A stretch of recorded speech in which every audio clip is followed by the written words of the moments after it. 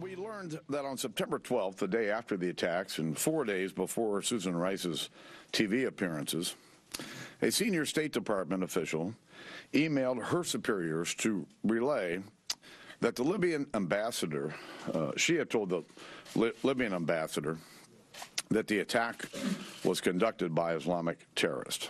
Our committee's interim report quotes specific emails where the White House and State Department insisted on removing all references to the terrorist attack to protect the State Department from criticism for providing inadequate security. And I would call on the President to release these unclassified interagency emails so that the American people can see them.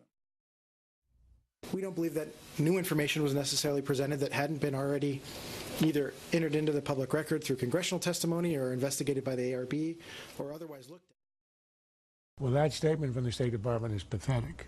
They are still hanging on. They're still trying to cover their tracks.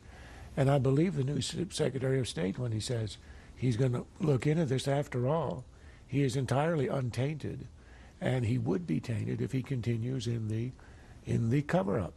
I mean, the President said on October 18th of last year that we are looking into the facts, we're gathering the facts, and every piece of information that we get, as we get it, will be laid out for the American people. He said it in the past tense, so we got. The opposite is the truth. They were assiduously suppressing information and preventing the American people from getting that information, as we saw in what we heard from Gregory Hicks yesterday, described universally as compelling. Here's a guy who is obviously speaking sincerely. He told them it was a terror attack. And he was then reprimanded, shouted at, intimidated, and demoted. He was told not to share the information with a congressional delegation. So they didn't want to hear the facts, and they didn't want a dissemination of the facts. That is what came out of yesterday, and I think there's no running away from that truth.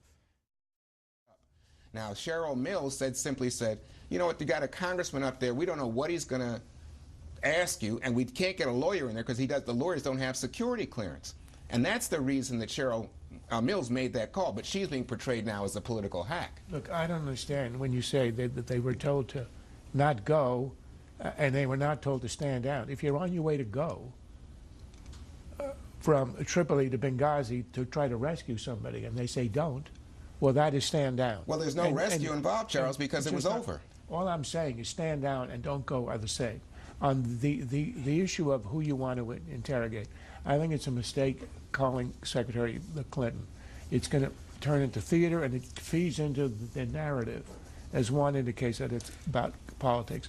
Demand the emails, to build the facts, and that's what all of this is about, the facts and the fact that this administration has suppressed. I certainly did not know of any reports that contradicted the IC talking points at the time that Ambassador Rice went on the TV shows. You call her as a witness. It ought to be at the end of a process of discovery of facts and not right away. Otherwise, it becomes a theatrical event, and I think it'll hurt the investigation. Senate Judiciary Committee taking up the immigration reform bill today. Some 300 amendments. It was a markup. It's a rare thing. Regular order up in Capitol Hill, but it happened today. All sides very interested in this. Marco Rubio, the senator who's a proponent, just put out a statement saying this. The immigration legislation was improved in some areas today. The bill will now do more to secure our borders and enforce our laws than when the day began. However, we must continue to work to assure the American people that we will fix our broken immigration system and never repeat today's de facto amnesty. We're back. His folks, Charles, are pointing to a statement out by what they're calling 30 conservative leaders supporting immigration reform. Conservative.org has it. And they suggest that the tide is turning here on the conservative side. What's your sense? Because I think the word immigration reform has no meaning. It has to be, the question is what's in the bill. I'm not against it or in favor of immigration reform in the abstract.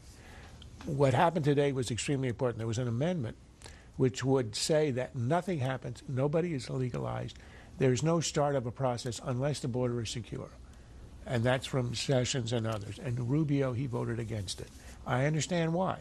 It's because he thinks there's no chance of that ever being enacted with Democrats in control of the Senate and the White House. So he wants to get reform, but the only other way he can get it is to have a trigger that occurs later where you get legalization early on, but you won't get a green card or citizenship or any of that even starting unless the border is secure. I think that's a reasonable argument. But the problem is he going to get that trigger enforced and insured? If Democrats weaken it, the bill ought to be opposed. One word answer. Get through the Senate? I really don't know. How many words was that? Probably, but we haven't touched on the gay rights amendment that will also could be lethal. So Holy, one word. Yeah. Okay. Probably. There you go. That's it. At least it was one word.